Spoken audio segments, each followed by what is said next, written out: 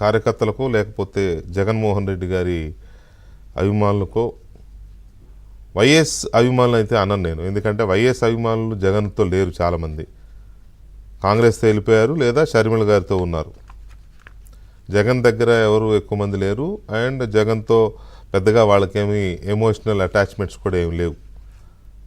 ఉన్నదల్లా జగన్మోహన్ రెడ్డితో ఉన్న అభిమానమో ప్రేమో లేకపోతే ఏదైనా ఆయనతో ఎక్కువ ఇది ఉన్న వాళ్ళే ఉన్నారు. ఇక మిగతా వాళ్ళంతా ఎక్కువగా షూడ్ పొలిటీషియన్స్, రాజకీయపరమైన పదవుల కోసం అన్ని తెలుగుదేశం పార్టీలో అప్పుడు అవకాశాలు దొరక్కపోవడం వల్ల వైసీపీలో చేరి జగన్తో అంటుపెట్టుకున్నట్ల పదవులు వెలగబెట్టిన వాళ్ళే ఉన్నారు. వాళ్ళే అందులోకి మారుతారు.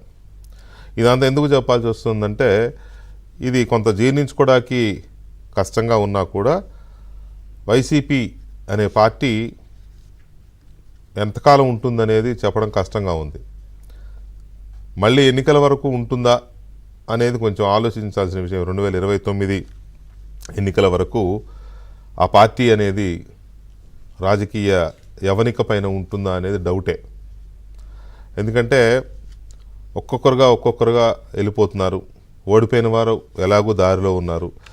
గెలిచిన ఎమ్మెల్యేలు ఇప్పటికే 10 మంది దాకా లైన్లో ఉన్నారని చెప్తున్నారు. కొంతమంది ఆల్రెడీ టీడీపీ టచ్లో వెళ్ళిపోయారు. ఎమ్మెల్సీలు దాదాపు 10 మంది ఎమ్మెల్సీలు ఆల్రెడీ దూకేశారు. జగన్మోహన్ రెడ్డి ఇప్పటి వరకు పెట్టుకున్న ఒక ధీమా ఏంటంటే, ఎంపీలు పెద్దగా లేకపోయినా తనకి 11 మంది రాజ్యసభ సభ్యులు ఉన్నారు. నాకు కేంద్రంలో బీజేపీకి రాజ్యసభలో బలం లేదు కాబట్టి నా బలం యొక్క అవసరం బీజేపీకి ఉంటుంది కాబట్టి నా కేసుల విషయంలో కానీ నా విషయంలో కానీ వచ్చిన భయమేం లేదు. బీజేపీ తనను కూడా జాగ్రత్తగానే చూసుకుంటుంది టీడీపీతో పాటు అనే ఒక ధీమా ఉండింది. అందుకే ఆ మధ్య వర్తమానం కూడా పంపారు. బెంగళూరులో ఉన్నప్పుడే ఏది అవసరం ఉన్నా సరే మా పూర్తి మద్దతు ఉంటుంది అని రాతపూర్వకంగానే పంపినట్టుగా వార్తలు వచ్చాయి. రాతపూర్వకంగానే ఎలాంటి అవసరమైనా మా మద్దతు ఇచ్చేస్తాం బేషరతుగా అని చెప్పి లెటర్ పంపినట్టుగా మనకి వార్తలు వచ్చాయి. బేషరతుగా అంటే ఇంకా కేసులు హోల్డ్ చేయాలి, అదైతే ఉంటుంది. సో ఈ పరిస్థితుల్లో ఇప్పుడు ఆ రాజ్యసభ సభ్యులు కూడా రెడీ అయిపోతున్నారు. ఉన్నది 11 మంది రాజ్యసభ సభ్యులు. 11 మందిలో ఆల్రెడీ ఇద్దరు ఇవాళ రాజీనామాలు ప్రకటించేశారు. రేపు రాజ్యసభ చైర్మన్ ఉపరాష్ట్రపతి అపాయింట్మెంట్ తీసుకున్నారు. ఆ ఇద్దరు బీదా మస్తాన్ రావు అండ్ మోపిదేవి వెంకటరమణ వాళ్ళిద్దరూ రాజీనామా చేస్తున్నారు. చేసి టీడీపీలో చేరిపోవడానికి వాళ్ళంతా కలిసినట్టుగా చెప్తున్నారు. చంద్రబాబు నాయుడు కూడా కలిశారని చెప్తున్నారు. ఇంకొక ఎంపీ గొల్ల బాబురావు పేరు కూడా ఆల్రెడీ వినపడుతోంది. ఆయన కూడా ఎనీ మూమెంట్ రాజీనామా చేసేస్తారు అనేది వస్తున్న వార్తలు. ఇక మిగతా వాళ్ళు వరుసగా ఒక్కొక్కరు లైన్లోకి వచ్చేస్తున్నారు. ఆల్మోస్ట్ ఒక 4 మినహా నిరంజన్ రెడ్డి, విజయసాయి రెడ్డి, వైవి సుబ్బారెడ్డి అండ్ అంబానీ రికమెండేషన్తో ఎంపీ అయిన పరిమళ్ నత్వాని, ఈ 4 తప్ప మిగతా అంతా ఎనీ మూమెంట్ రాజీనామా చేసేస్తారు అనేది ఒక వార్త. అయితే దీంట్లో 6 తెలుగుదేశం పార్టీలోకి, 1 లేదా 2 జనసేన పార్టీలోకి వెళ్ళబోతున్నారు అనేది కూడా రంగం సిద్ధమైంది.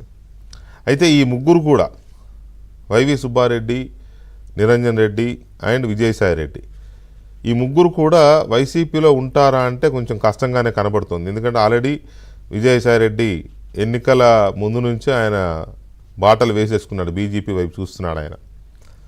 ఆయనతో పాటు వీళ్ళిద్దరిని కూడా తీసుకెళ్లే అవకాశం ఉంది. ఎందుకంటే ఇక్కడ ఉన్నా పెద్దగా ప్రయోజనం లేదని జగన్ కూడా గ్రీన్ సిగ్నల్ ఇచ్చాడు, అవకాశం ఉంటే వెళ్ళండి, అక్కడికి కనీసం వీళ్ళు వెళ్తేనైనా ఆయన కాపాడతారనే హోప్ ఉందేమో.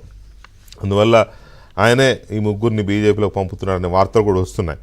ఏమైనా ఇప్పటి వరకు మనకు అందుతున్న సమాచారం ప్రకారం 6 తెలుగుదేశం పార్టీలోకి, 3 బీజేపీలోకి, 1 జనసేనలోకి, ఇంకొకరు పరిమళ్ నత్వాని, ఆయనకి పెద్దగా ఈ రాజకీయ పార్టీలతో అవసరం లేదు కాబట్టి అంబానీ అనేవాడు అండగా ఉన్నాడు కాబట్టి ఆయన 2026 తర్వాత 6లో 26 వరకు ఉన్నట్టుంది రాజ్యసభ.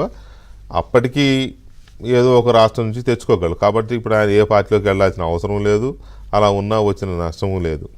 సో అందువల్ల ఈ సినారియోలో రాజ్యసభలో ఖాళీ అయిపోతుంది వైసీపీ. రాజ్యసభలో ఖాళీ అయిపోయిన తర్వాత రాష్ట్రంలో చూస్తే ఎమ్మెల్యేలు, ఎమ్మెల్సీలు వీళ్ళు వెళ్ళిపోతున్నారు. మేయర్లు, స్థానిక సంస్థలు అన్నీ ఖాళీ అయిపోతున్నాయి. మేయర్లు, మున్సిపల్ చైర్మన్లు, జడ్పీ చైర్మన్లు, ఇలా మొత్తం 1 by 1 క్లియర్ అయిపోతున్నాయి. సో ఇక్కడ కౌన్సిల్ ఖాళీ అయిపోయి, అసెంబ్లీ ఖాళీ అయిపోయి, అక్కడ రాజ్యసభ ఖాళీ అయిపోయి, లోక్సభలో అంతా పిరికెడ్ మంది కూడా లేరు, 3-4 కంటే ఎక్కువ లేని పరిస్థితుల్లో ఇక వైసీపీ భవిష్యత్ ఏంటి అని అంటే నిజంగానే అగమ్య గోచరం. ఆ పార్టీ నేతలే చెప్తున్నారు, ఇది ఇక క్లియర్ అయిపోతున్న పార్టీ, జెండా పీకేసే క్షణం ఏ క్షణమో చూసుకోవడం తప్ప పెద్దగా అంతకు మించి వేరే ఇంకెతికేదేం లేదు ఇందులో అనేది ఒక కంక్లూజన్కి వస్తున్నట్టు కనపడుతుంది పార్టీలో ఉన్న సీనియర్ నాయకులు కూడా. సో ఈ అంశం పైన ఏంటి అసలు వైసీపీలో ఏం జరుగుతోంది, ఎంతమంది ఎటు వెళ్ళిపోతున్నారు, పార్టీ భవిష్యత్తు ఏంటి, జగన్మోహన్ రెడ్డి భవిష్యత్తు ఏంటి. జగన్మోహన్ రెడ్డి భవిష్యత్తు కూడా ఇంపార్టెంట్, ఎందుకంటే ఆయన భవిష్యత్తు ఏముంటుంది అని మీరు ఎవరైనా అనుకోవచ్చు.